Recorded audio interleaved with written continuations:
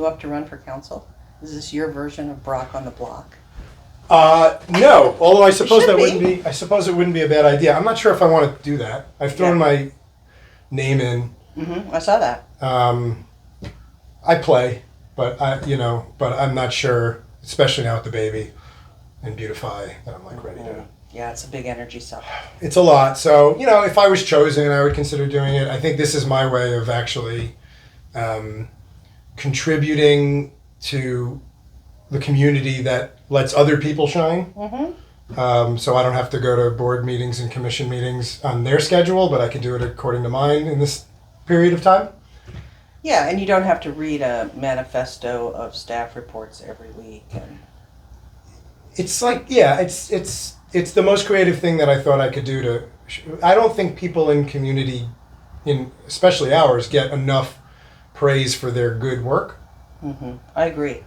Just like we started this with, right? We don't celebrate our successes enough. It's on to the next crisis. So if something happens that's good, it's sort of a tick the box. Okay, that went well, and then you go on to the next crisis. And as a leader of a team, it's always important to take those moments and celebrate with the community that created such a special event or program. It needs to happen. Yeah, and we don't do it nearly enough. So I think this is part of that act of celebration. It's an act of getting the good word, the good gospel of good people, Mm-hmm. of what they stand for and why they do what they do, and bringing humanity to a very polarized space. Yeah. So a lot of this was also came from my. I don't know if I wrote after my presidency with Ocean Park Association, I wrote this sort of a dissertation, if you will, on what I saw the issue was around us and them. Mm-hmm. And I published it in the Daily Press. Oh, I didn't see it. I'll look it up. It's on my LinkedIn Okay. thing too, and it was called "Us and Them: Destroying the Us and Them Mentality: A Guide to Civic Discourse." And I just really realizing that so many adults still act like children, I think, is what I found. Well, right. A lot of the things that happen you would not allow your child to do in school. Ever. Mm-hmm. 100%. Basic courtesies and common sense and things that I think we just lost. And mutual respect. That's right. Just respect as a person, respect as someone who has views that are similar to yours or different than yours. It's so important because I've worked for boards for a long time. Very few of the boards are rubber stamp boards. People accuse organizations of that, but it's not true because there's always diverse opinions around the table. And if you take a moment to listen to them and listen to each other, in the end, the result is usually substantially better than what you went in thinking in the first place.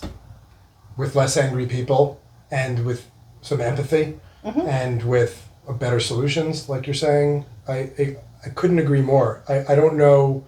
I guess it's finding those points where you see things downward spiral, to step back and get people in a mindset that they're willing to, I don't know, breathe for a second. Look at the individual as a person and not as an enemy. There's this instant attack thing. Like if you like somebody that I don't like, or you believe in a policy that I don't believe in, that you automatically you must be a soulless, villain. Yeah. Early in my career, early in this job, within the first couple of years of being here, I presented a staff report to my board of directors. I don't even remember what the topic was. And as staff, I believe it's my job to give the board all the information they need in order to make a good decision, and also to give a recommendation. So I did that. I presented, and I felt very confident about it. I felt like this was a no-brainer. There shouldn't have been any controversy. Well, the whole conversation went sideways. It was amazing. I just watched it spiral into something that it wasn't meant to be. And as they were having this conversation and voices got raised and became very dramatic, I had this aha moment.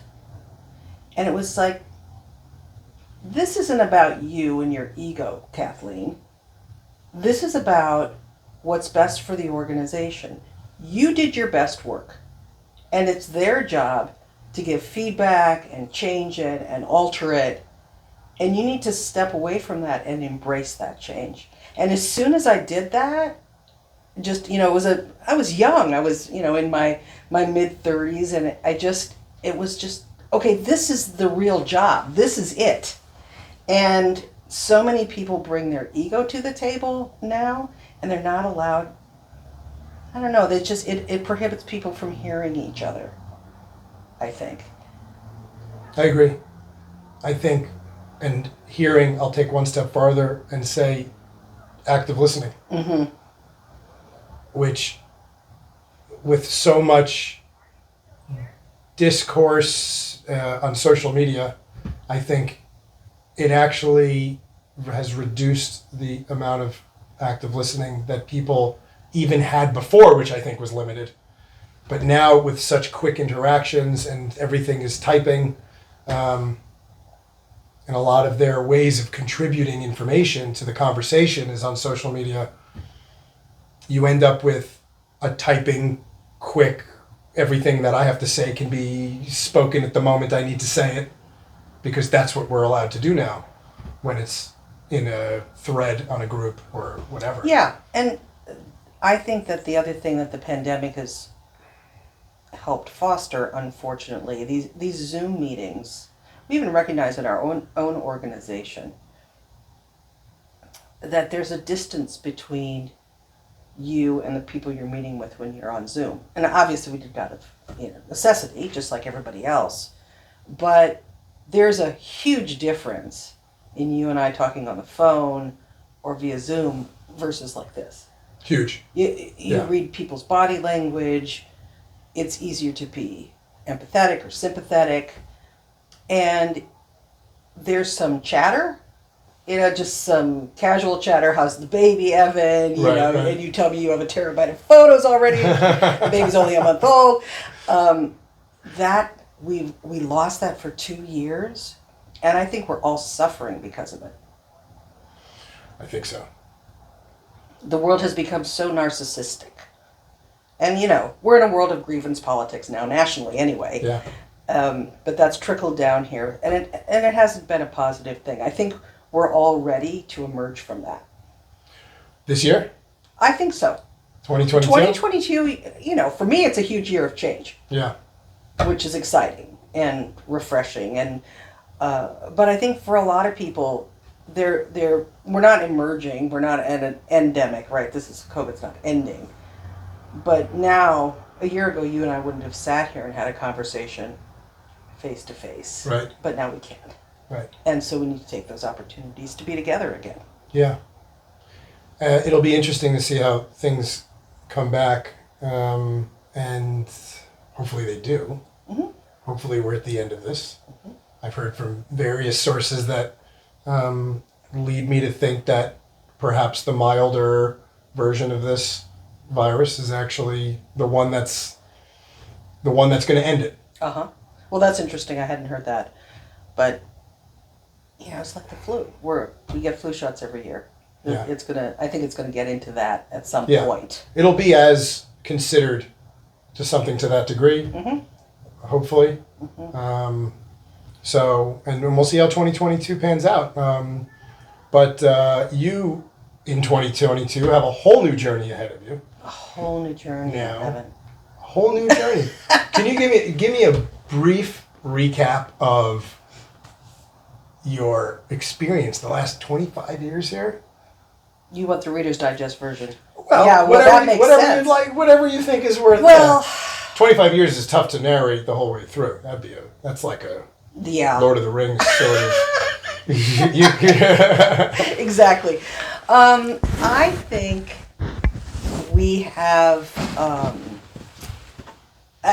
Let me just sort of start over. So the past 25 years it's been my absolute privilege to serve this community. It's not just a job. This has been a passion. I consider downtown Santa Monica my life's work. And, I grew up with the place. I told you I started young. I was in my mid-30s. And when I was hired, the board and the city leaders at the time who made the hiring decision said, the 3rd Street Promenade is done. We did the capital improvement. All you need to do is market it. And so for the first several years, that's what I did. I marketed, we did filming, promotions. Things were simpler then. It was easier to do filmings and promotions than it is now. But over the years, the 3rd Street Promenade really became, it created a sense of place in Santa Monica that didn't exist before. We had hotels, we've always had the beach, clearly, but, and we've had Main Street and Montana and Pico, which have always been centers of commerce for neighborhoods. But there was no real grand plots, no real marketplace that the community could gather around. And the success of the promenade, there's lots of heroes, there's lots of champions for the district, but we became an entertainment and dining location, and that's something that locals enjoyed and embraced, right? And despite some of the chatter that's out there, downtown Santa Monica has always had a locals first perspective, this organization. Now, all the buildings are owned by individual property owners, so who they lease to is their prerogative within the use chart. But the fact that for many years this was a place that has been eclectic and real, there's a certain amount of grit, right? We're not a sanitized Disneyland type of experience at all. And some of the biggest accomplishments is, oh my God, we finally got public restrooms. Yeah. Right? and so you don't think of those sort of day-to-day needs when you're just a consumer or a tourist, but in our business, it's exactly what you have to think about. So we created the Downtown Ambassador Program about 13 years ago now. That was a huge shift. I remember when it started. Yeah, I brought in $3.5 million of private money into the public space that has benefited everybody who lives, works, and frequents downtown Santa Monica. So the streets are impeccably clean. It's an extraordinarily safe place because I've got 100 sets of eyes and ears out there thwarting people who might be up to no good. But again, it's not a sanitized place. And that's what I love about it. Yeah. There's a realness to it. I hadn't thought of it in that way before. I think that's an interesting perspective. There's a lot of those markets that feel very Pleasantville-y, right? And while it is a more of a curated space, it does have the feeling of a downtown. Right, and we want to preserve that. Yeah. It's amazing how many different corporate entities seek to mimic a real urban area. Right. Right, without the urban issues. Right. Of graffiti or homelessness or whatever. But, all of this is part of our community, and the one thing that obviously the ambassadors have been an important part. The really fun stuff, like creating the downtown Santa Monica ice rink, was just a joy, and I did it out of kind of necessity, worried because Santa Monica Place was going to be under construction. And downtown Santa Monica has this ping pong history. So the old mall, Santa Monica Mall, was sort of destitute in the mid 80s because Santa Monica Place had sprung up in the early 80s. So it took all the retail that was on the street and brought it into the private mall. It was the 80s. Malls were the thing, right? Right. Indoor malls. Oh, yeah. Walt Whitman. Yeah. Walt Whitman Mall in Long Island. So was that your hangout? Oh boy, I was there a lot. Totally. You dropped off at the mall. That's what you do. That's you walk what you around do. the mall. Yeah. And then the Third Street Promenade had its invigoration in the late 80s. So really the quality tenants that were in Santa Monica Place moved out onto the street. And so the idea that Santa Monica Place was going to be doing this big remodel in 2008, and it was a Gensler design, and it was a lot of capital was going in there. We thought we'd have the same ping pong problem. So two things happened. We created the ambassador program to have more eyes and ears and sort of a concierge level of the street. But then while they're under construction, I thought, oh my gosh, the anchor stores are going to be closed. Remember there was a Macy's and Robinson's May there, right? Oh, wow. And so would you be thinking about holiday shopping that during that year in downtown Santa Monica, or would you just go somewhere else? So I pitched to the board with my friend Randy Gardner, who's an Olympian. I don't know if you know Randy in Thai Babylonia, but live here in Marina del Rey, and we're buddies. The idea of doing an ice rink, the city gave us the space once we started looking for it. And I said to the board, well, if nobody comes, if 0 people skate, if it is a total dud, we'll lose $60,000, which is a lot of money, but then it was more like, well, if you put on a big event, that's what you're going to spend. Mm-hmm. And this was I think the first time we did it for 4 or 6 weeks. It was a short window. But it was hugely successful. And I think I've been there once per year. Yeah, I mean, other than the last 2 years, and one due to COVID, and the second one due to electrical problems. Yeah. But we would have had it this year. Hugely successful. Yeah, and you know what's so great? It's a healthy activity. I grew up doing it, and now I feel like there's this whole generation of people who know how to skate. Mm-hmm. I mean, your little girl's going to know how to skate, and she lives in Southern California, or your child. Sorry. Where'd you grow up? I grew up in central Minnesota. Where there's plenty of ice skating. That's right. It's a great outdoor activity. I'm pretty sure Minnesota is the state of 1 billion lakes. 10,000 they say, but there's more. I was joking with 1 billion, obviously.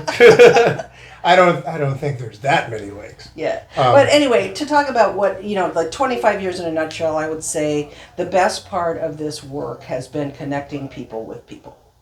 Whether that's a potential tenant with a landlord, whether it's community members together, whether it's the Pride celebration where we're bringing a whole community of people to the downtown core, Black History Month, or any of those things, making connections is what has been the most fulfilling and rewarding part of this career, without a doubt. It's the art of gathering. I just love it so much. Yeah, that's great. And it's going to be hard to see you go. Thank you. There's many of us who are going to miss you here, but that doesn't mean your legacy has not created something wonderful. Thank you. I think there's a really good platform.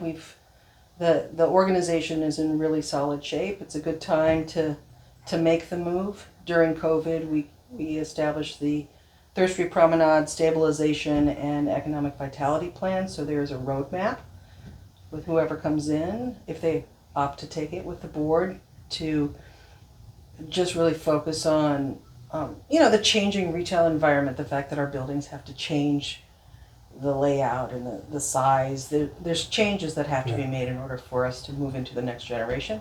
But it's here and ready to go. And is it moving forward? Is it progressing? Does it feel like it's growing? Yeah, we've got our pedestrian counts are currently surpassing 2019 numbers. So that means we were talking about anchors earlier, and the Third Street Promenade, the open air space, is our biggest anchor. Yeah. In COVID. Yeah. And so it's drawing so many people locally and regionally, and we've had night markets and lots of outdoor events, music, wonderful holiday programming. All of that is just drawing a huge number of people every week to the promenade. Awesome. So how have you brought all of these learnings now to the International Downtown Association, which you are the chair of, which is a wonderful organization, and thinking, I guess you could say, thinking globally, acting locally, thinking globally would apply here as well. But not only are you thinking globally, you're acting globally with these values and these all of that you've learned here, and you're putting forth in something bigger.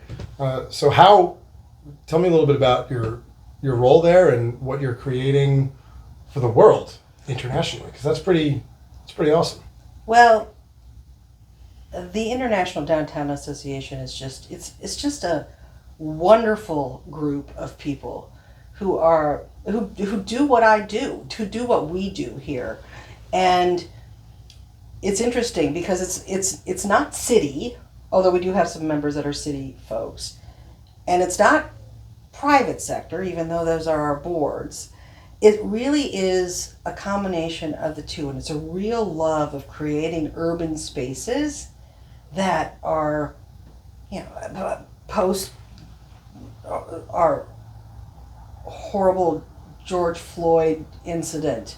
The discussion at the IDA was, how do we ensure that our downtowns are remain the quintessential safe public dialogue, a space for public dialogue? How do we ensure that everybody feels comfortable demonstrating or having a counter protest? How do we ensure that those activities happen safely for everyone who wants to speak?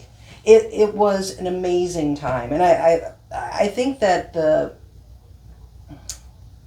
people that I'm surrounded with at IDA are just some of the most creative and innovative and bright, funny, just, I don't want to say woke because that word is not right, but I would say the read on the community is really strong for most people. So the power of the International Downtown Association, as you mentioned, I'm chair. I've been acknowledged by my peers to be put in that position, and I hold that position humbly and with a great deal of pride, because it really is, it's sort of the epitome of our industry. And in saying that, it's so interesting when we're talking about global actions and how it translates to local, right? And if you watch the discourse in Santa Monica amongst some of the commercial stakeholders, not residential stakeholders as much, but the commercial ones, you'd think that downtown Santa Monica had gone to hell in a handbasket, right? Yet, depends on what media you're watching. Right. But I have that disease too. I didn't experience that. You gravitate towards the negative comments. I mean, it's a terrible disease. We all need to get over that, right? Yeah. Well, controversy and conflict performs better. Yeah. It has better engagement. But sadly, on an international scale, on the international stage, downtown Santa Monica is the best of best practices. It's extraordinary. Yeah. And this organization is a leader in the industry and thought of as a really, really successful operation. This is how you should do it. And I take credit for that. I take credit for my team. I take credit for all of those things because this community, and I mean our board, our team, and our commercial stakeholders have made that happen.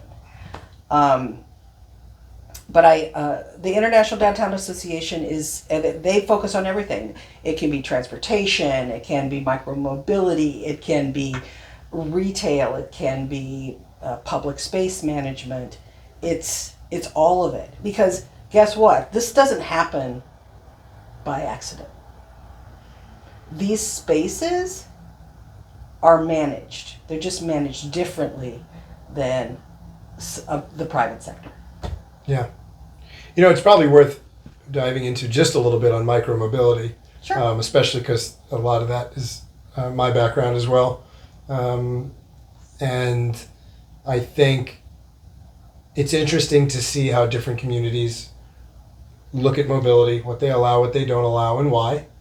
There's a lot of reasons. I'm wondering how is it thought of here in Santa Monica, and how it can be helpful, and where do we need to draw the line, and also at the IDA, how is micromobility being viewed at? Is it more of an opportunity or more of a, people are leaving scooters and, where is the conversation? Do you see more of it happening? And how do we create more of an opportunity? Because it's obviously many powerful tools under this category. Right? Well, let's look at history. Yeah. The automobile. When they first hit the roads, the people with the horses thought they were the worst thing in the world. They were noisy. They were all over the place. They were too fast. They smell. All of There's those poop things. in the street. Every single time something is introduced to a marketplace, there's those who say, "Hey, kid, get off the lawn," and there are those who say, "Oh my God, this is exactly the wave of the future." Right.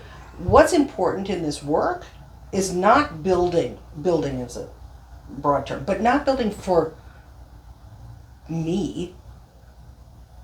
We're building it for our kids.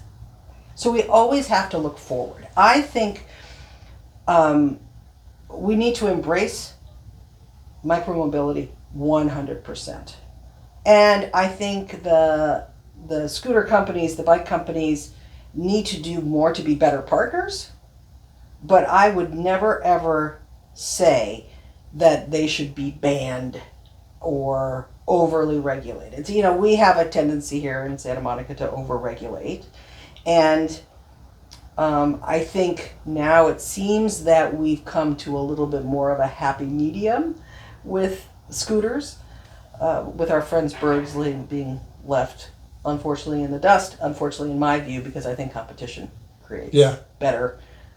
It's interesting. They're also sort of the first here.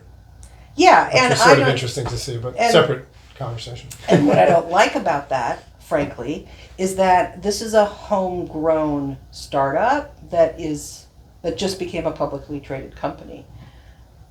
We need to understand that we were part of their testing area, and we were part of them growing up. And so were there fits and starts, were there successes and failures, all of that. But it doesn't mean you kick out your And Tim Harder's been so active here for so long. It was a little tricky to see. I don't know every decision point that was at that reading when they were doing the matrix of checkboxes.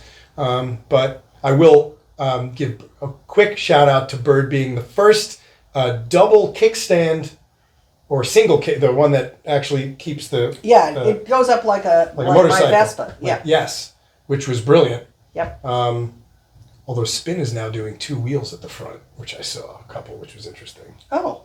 I saw a couple of those. It was like Piaggio made those sort of like two-wheel front motorcycle. Yep. It was like that version. It was kind of interesting. Did you ride it? I haven't ridden that one yet, but I rode those when those birds first came out. The Bird Silver, or whatever line, that Bird Platinum. Yeah.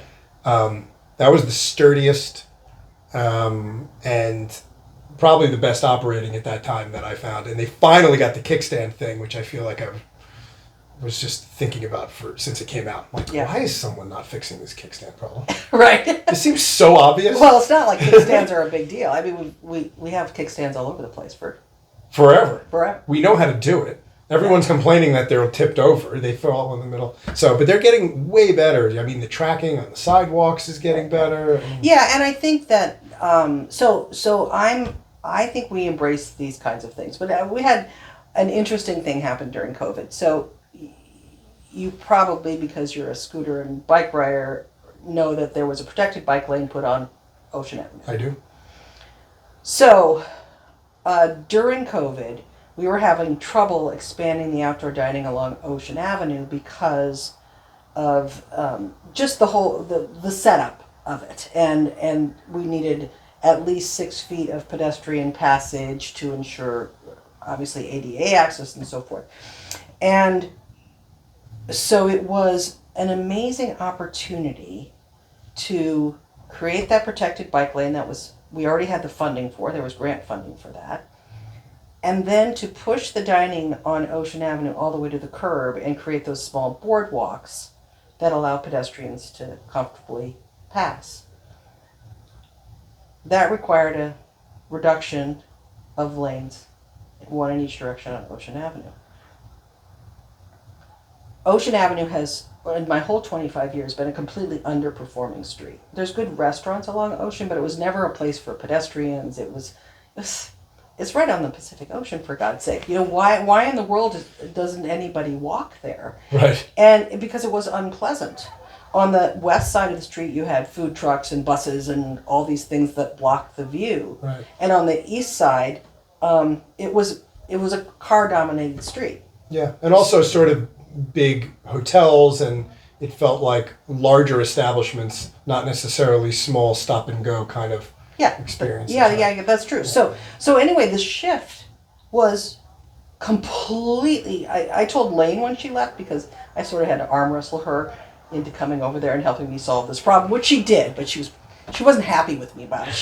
She had very many bigger fish to fry, but I couldn't, have to do what I have to do. Hey, and that's your big fish. So it was my big fish. And it is a big fish. Totally changed Ocean Avenue, right? Yeah, totally. 100%. Yeah. Do you know how many people want it to be reversed because they can't traverse Ocean Avenue as quickly in their car? Do you know what I say? Slow down. Right? How many? More than you would hope. I have to imagine it's no more than 5% of the population. It can't be more than 5%. They're just loud. But I think that the point is that take your family, go to dinner, or walk down there and see how it's changed. Get out of your vehicle and see how it's changed. Right. And that's kind of the mentality about micromobility, right? Change is really challenging for some folks. But after a while, you get used to it, you learn, you adapt to it. And there's been a complacency now, I think, with scooters. I think there has been, they eliminated a handful of the big issues, I think. Yeah. There's still some people who, as I call it, leave their shoes in the middle of the kitchen. Yeah. Because you're like, I look at the scooter, I'm like, this is so obvious. This is not a scooter problem. I think there's something in the upbringing of people where they did not learn this habit where you don't leave things in the middle of like walkways. You don't put your shoes in the middle of the kitchen. You don't leave your bicycle in the middle of the living room. It's like, that's part of and I don't know how to shift that, because I think I don't know if that's an America thing, but that's a habitual thing that I think I learned as a child. Right. So we have to do a good job with that, of teaching the next generation. It's the same for people who throw their trash on the ground. I would imagine it's similar. Tons of trash we pick up is ridiculous. It's like, pick up after yourself. There's a trash can every 5 feet. Yeah. That's the first, and even in our home, it's like the first thing that says like, you must throw out your garbage. That is not a negotiable thing. You have to throw your garbage out. You don't expect anyone else to pick up your garbage. Right. And we teach that, I believe we should be teaching that to people even when they're out to eat. Right? If there's a trash can, don't expect that a waiter is going to come pick it up for you. Right. Look first to make sure that you can actually find a place to throw it out. You don't have to go back into the kitchen to put it into the the bus trays or whatever, but think about it. Don't leave a mess. Don't leave salsa all over your table. Wipe it up. Don't leave it for the waiter to clean up, I agree. And what's so funny is that I think if we all did a little bit more of that, because that's one of the things that you'll see happens with me and my team. The other day, I was on a phone call. I was walking down the promenade, and this man was standing in the middle of the dinosaur fountain. In the water? In the water. Like? Yeah. Was it knee-high? Yeah, knee-high. About knee-high? Yeah. And so I said, I excused myself from the phone call, I thought, I'll be right back. I said, honey, you can't be in that fountain. You're going to have to come out. And so he came out. The man clearly had a, some mental issue, something. But I wasn't unkind to him. Right. But if we all just take a minute and say, are you okay today? Or is it, it's not okay to do that here. And we've talked about this before. Right. I mean, I do a lot of that Right. too. But if you just take a minute, Yeah. That's all it took. Yeah. And kindness. Not everyone was taught the same lessons. And it's not always their fault. Right. It's their responsibility, but not necessarily their fault. Mm-hmm. And we still have to treat them like people. 100%. It doesn't mean they're not human. And it doesn't mean that they, even realize, at the time they didn't realize it. So clearly in the case, in your example, you acted with kindness to change a situation that you thought was inappropriate. And it worked out well. And he responded with kindness. He did. Yeah. I worried about him later because it was cold and he had wet feet. So I did send an ambassador looking for him to see if he needed socks. But I just feel like in this moment, this age of these, fast typewritten responses that you referred to earlier, that if we took as much time to be humane, Yeah. say hello, good morning, you're walking your dog, just something, just the easiest thing you can do. Smile. And this situation always amazes me where two people can, in the same neighborhood, who are walking their dogs or whatever, or walking for coffee, will pass each other and look down. They're alone. It's just the two of them and they're passing. Mm-hmm. Gender agnostic. Yeah. Right? Or, just two individuals and you're just like, wow, how about a smile? If you lift your head up and look someone in the eye and smile and say good morning, how hard would that be to do? Right. And sometimes I think it's these basics that we're talking about, these basic habits, like smile and say good morning to somebody who maybe hasn't heard that in a long time. But 100%. And even in our local politics, right? The vitriol that's spewed between people who should be respectable citizens of this community. And if I will not put any names to these, but if person A Mm-hmm. meets person B Mm-hmm. that they're in a feud with on Housing. Right, development, height, Sure. whatever, fill in the blanks, see each other in the marketplace. See, go to Vaughn's and you run into them. Mm-hmm. You'd think that you'd still be neighbors first.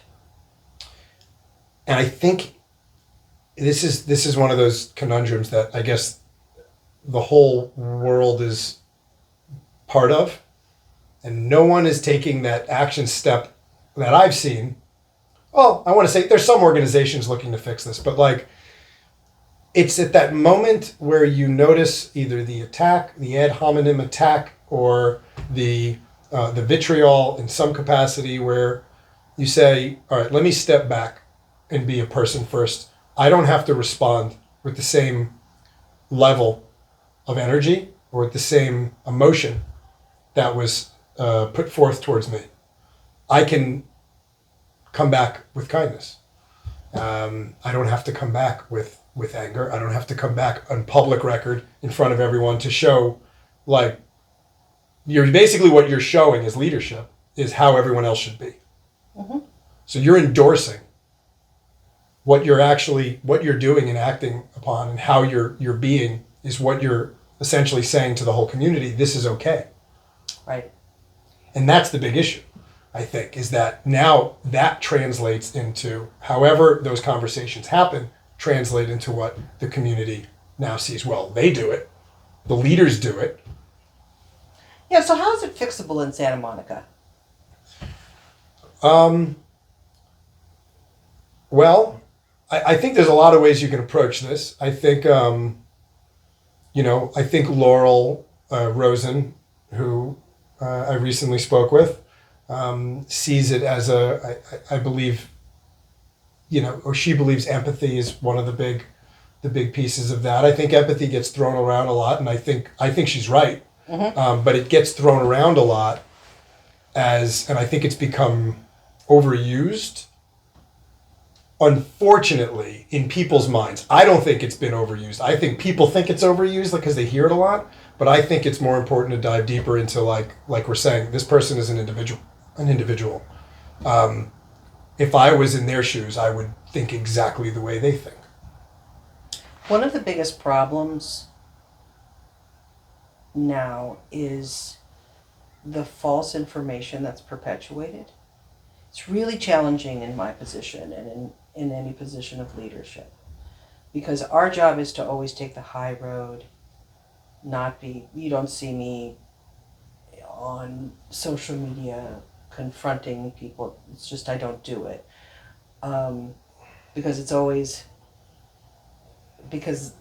this work is also my life, is also my work, is also my life. It's the same. Mm-hmm. And so always taking the high road is, maybe that's not the right phrase. Maybe it isn't taking the high road. Always deferring to the most professional position, which is non-confrontational, and sometimes restating the facts are important, but the facts are so skewed sometimes. I mean, the things that have been said about this organization over the past 2 years, so much of it just is not true.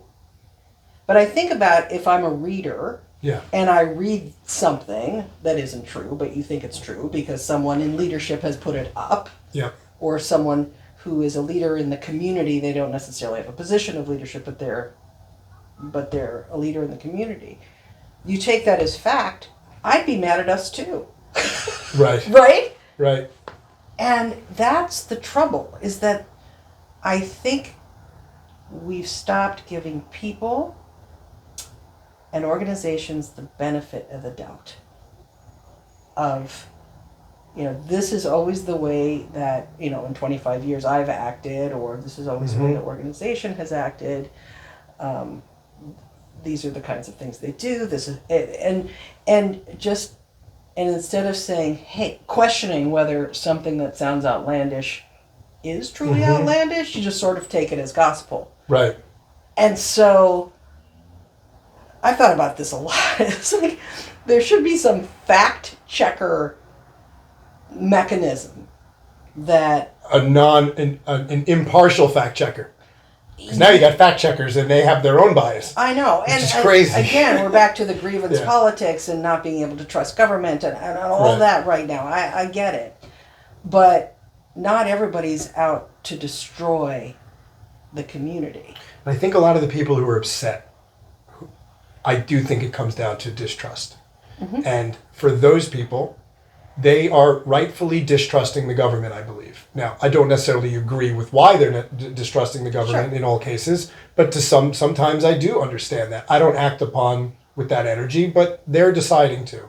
And whether I agree with it or not, I think they have to be listened to.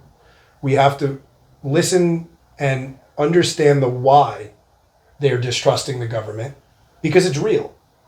And as many people feel that way, whether it's local or federal, that is a real feeling at all levels of politics.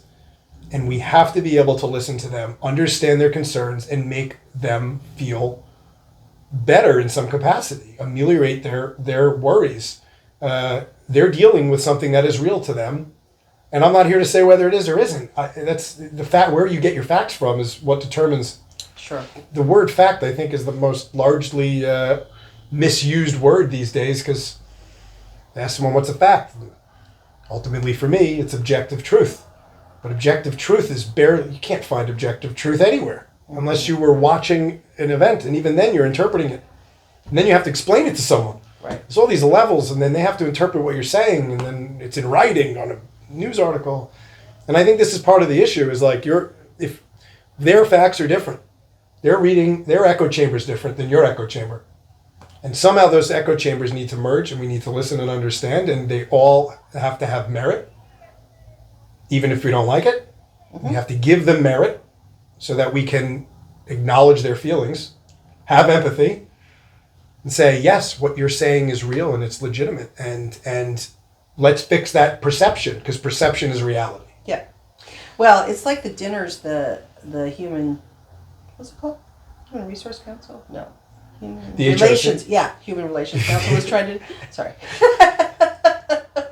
The HRC, of course. What they were trying to do is having these community dinners, right, to get people engaged in public dialogue. And one of the things that I always wanted to do, but I haven't been able to do here in downtown Santa Monica yet, I'm so close getting through the city red tape. But after Wednesday's farmers market, I want to keep the street closed and do one long community table right down Arizona Avenue, have the local restaurants participate, do fresh farmers market, farm to table, community dinners with music and so that it becomes a local tradition where we meet and talk and enjoy wonderful food and things like that. Yeah, that's great. Wow, And a real community roundtable. But even, one that we can bring our kids to, and there's, Mm-hmm. and it's just, it becomes a local tradition.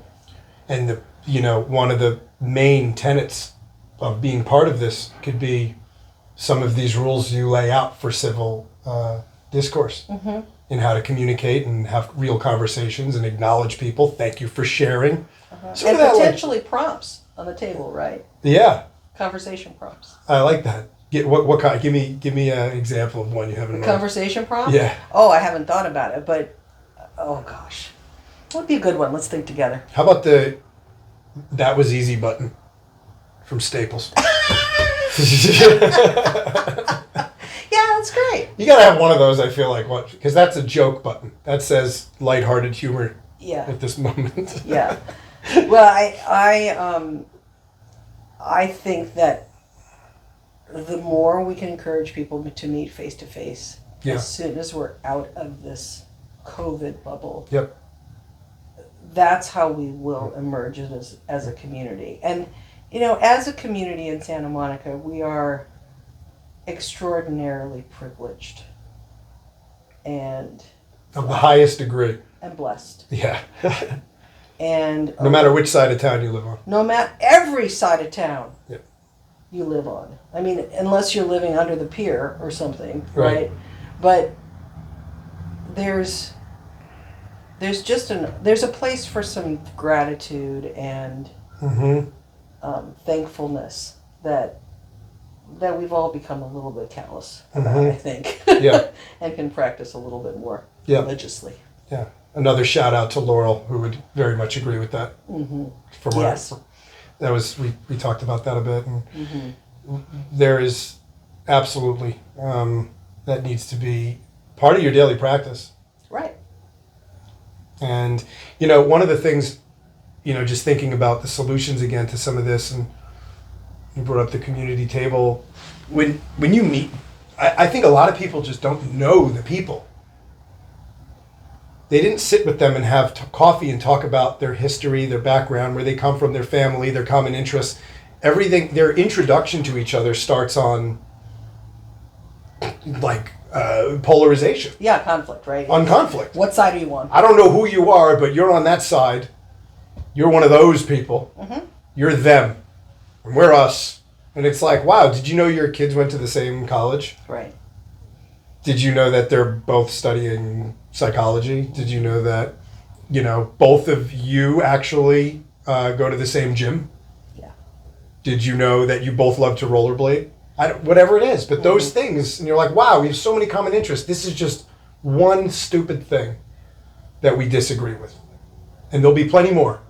So I think it's almost like we should force people in the community not to just go to the meeting and talk about the problems, but you have to make one friend each time. Right. Or just bury the damn lead. Yeah. Yeah, right. Right. Exactly. It seems also very childish, but it's like, okay, it's get to know your neighbor time. Yeah. 10 minutes, pick a stranger. It's your icebreaker. This is your icebreaker, and you talk for 10 minutes and get to know your neighbor. And if everyone felt like they knew each other. Well, and that's what happens on the promenade from time to time, especially when we're in our heyday. Yeah. Because people would gather around a street performer, for example. They'd share a common experience, total strangers. Yeah. But they had this sense of community by doing it. You were participating in something that was very special. Mm-hmm. I think Pride had that. for us when we did it in 2019. Mhm. I don't know if you were able to come down, but it was. I was there. It was. Uh-huh. Oh yeah, you were there. I have a Uh-huh. picture with you. Mm-hmm. I think so. Yeah, that's right. We better bury that picture. I'm kidding. I don't know what I was wearing. I was probably wearing this. but those kinds of events bring people together. Drag queen bingo. You know, Yeah. We sat around and did that with 50 people up at the gallery, Right. and all. Then I had 49 new friends. It was great. And you learn about people that way. Yeah, exactly. And the more, traveling is another solution. You want to build empathy and gratitude and perspective. In 1 week of traveling to somewhere you haven't been, you will get more of that than maybe you've had in your whole life. Mm-hmm. There's so much that comes from that. And go to any country that you haven't been to, any city you haven't been to, any community, and stay there for a while. Whether it's some are going to be way poorer, Mm-hmm. where you'll get a ton more perspective. Right. You go spend time in communities and see how happy they are. I remember when I was in Vietnam, Mm-hmm. I spent about a month there just riding around, Nice. renting, the scooters, and and I went through a handful of different cities. And what I realized was amazing. It's amazing how happy some of these people are and how much less they have than what most of America has. Right. And their day-to-day is seemingly joyful. At least the ones I spent time with, Sure. at least from the perspective that I gathered in talking to people, and you realize that the stuff, the quality of life that we think is just given to us and we must have it. This is the default, the de facto, and that's how you keep your happiness is entirely wrong, I believe. Yeah. Happiness has nothing to do with that. Nope, it doesn't. You can learn a lot, Mm-hmm. and then maybe you can Bring it home. bring it home. Exactly. Yeah. So, you're going to Hollywood. I am. It's time to follow my dream. I'm kidding. You're going to bring all this goodness to a place that's probably very excited to have you. They are very excited, and so am I. I think after 25 years, it's time for Santa Monica to have a new leader and a new voice, and I think that's very positive for the community. And again, I feel very confident in where I'm leaving this organization. But I have a lot of energy and a lot of enthusiasm to create wonderful places. And if you look at Hollywood right now, it's iconic, first of all, for God's sake. When I tell people in Minnesota I'm going to Hollywood, they're looking at me like, you are going where? But it has some of the best. It's got Pantages. It's got the Bull. It's got some of these amazing cultural venues. Oh, yeah. And history. It's got the sign. Yeah. Right? It's got all of that history. It's got a huge amount of capital investment going in. There's many apartment units that are going in. There's a whole opportunity of fresh investment there. But what it doesn't have is the street level experience that we have here. Right. Now, I'm no fool. I know that this is a big task to address some of the issues that are chronic in Hollywood, which are different in some ways than here. In some ways, they're very much the same. But every new mayoral candidate in LA is going to run on homelessness, right? Right? I mean, how can they not? LA's feels like any candidate for anywhere in this area has to include that in their platform. because it's everybody's number one issue, and Yeah. business and community are aligned on this issue, which is another interesting point. Typically, that doesn't happen. Yeah. That's true here in It's Santa worth Monica, embracing that consensus too. 100% is an opportunity. So we're going in with that. So in November of 2022, we'll have a new mayor, which gives me enough time to sort of get to know the players in Hollywood. And then my job is to make the organization relevant in City Hall, and so to do what I do here, play with the big kids. And then we've got the Olympics in 2028. Which is sort of this end cap, right? If LA can't get it together between now and 2028, is it ever going to happen, Evan? No. No, it's not. So, And that's a good reason to do it too. I feel like it's just this magical time where I can go in and really focus on what I do best, which is advocacy and policy and working with the council people in that district, getting to know them. I don't have any assumptions that going into City Hall in Los Angeles is as easy as going into City Hall here. You know, I've worked with both. You'd be surprised on which things you think are easier and harder, and how Right. you can build traction in which direction. Well, it seems like you can close a street in Hollywood just like that because it's closed all the time. It's like, how does that happen? Here it's like, that's right. Here you gotta move a mountain in order to get a street closed. So there are some things that are going to be easier. Sometimes the size of the organization actually means that there's certain things that are easier because they're not seeing they're not controlling every little aspect. Right. They're controlling it at a large scale. Here, I think everything is controlled at every aspect, at every scale, pretty uniformly. Correct. There's something to do with that, which I'm excited to hear how that works for you as well. There's also a group of people who run business improvement districts in LA that meet regularly. It's the Los Angeles Bid Consortium. Because we're part of, we have our own city, we've never participated in that. But all of them that are in LA, whether it's the Arts District or the Downtown Districts or Fashion Districts or Westwood Village, they all meet regularly and work together to get things done within the city of Los Angeles. So that group of people is also excited for me to join the team and try and move the needle somewhat on some of those hard issues. Yeah. So are you going to come in strong on homelessness right away? Or I know you've done a great job here at bringing art to the street in a lot of different ways. That's big for me, right? I sure do. And you've done a great job on the promenade. So which are the few things that you want to kind of kick things off with in Hollywood? So after getting to know the players a little bit, I've got to give myself a little time to get acclimated. But I do know that the councilman who runs the majority of Hollywood, not 100% of it, is also a very his interests align very much with mine on art, theater, homelessness, and so his objectives are also our objectives. Yeah. So I'm going to get in and talk to him right away about alliances, because his voters are the people who are renting those luxury apartments in Hollywood. And they may have a luxury apartment, but if they come downstairs and they're not able to walk 3 doors down to the local Italian restaurant because it's not a great experience, right, enhancing that experience helps everybody right now. That's right. So again, I feel like there's loads of opportunity for art, for culture, bringing the Pantages down into the middle of the street, and having them do those pop-up performances. And I made that suggestion actually in one of my interviews, and they said, "Oh, there's a union issue." It's like, okay, they do it in New York. Yeah. So it can't be that big of an issue.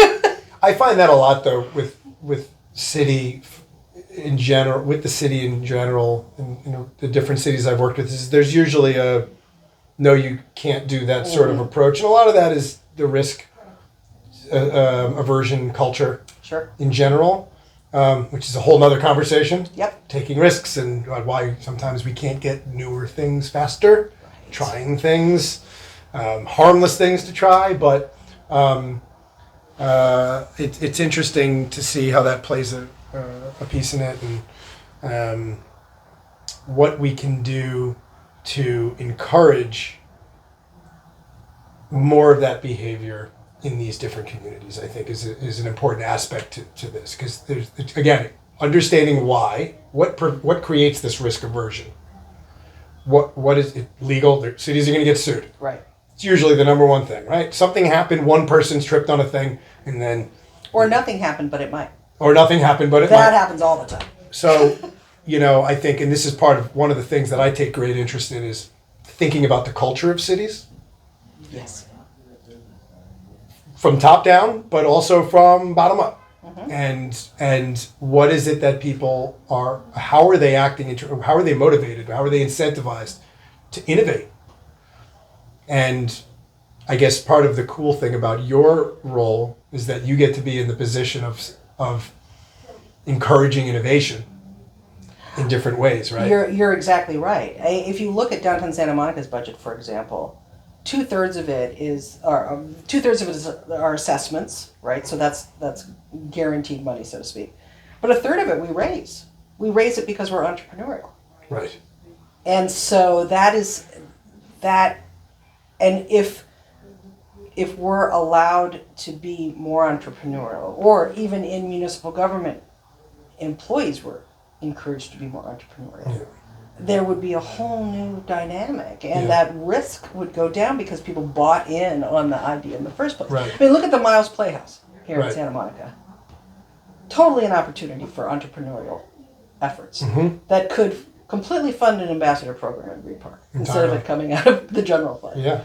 But anyway, back to Hollywood. I think that there's great opportunity there, and for me, I've got a decade or so more that I want to work, and I feel like this window is just the great crowning moment of my career. Yeah. So I'm just thrilled. It's your capstone. It is my capstone. Yeah. I'm going to take a month off because I'm tired. Yeah. But then I'll go in re-energized, hit the ground running. Amazing. Well, you have a lot to bring to the table. Thank I think everyone's excited to see what you create next. Thank you. And it's just a super cool thing. You're going from one amazing place to another amazing place. Yeah. And again, they don't happen by accident. So seeing how you could actually pull the strings to make the biggest impact most economically is something that's really exciting and interesting. And when I'm gone, will you please try and get my farmer's market dinner done, because that's one thing I wish I would have been able to finish here. Let's see what we can do. Okay, good. I love it.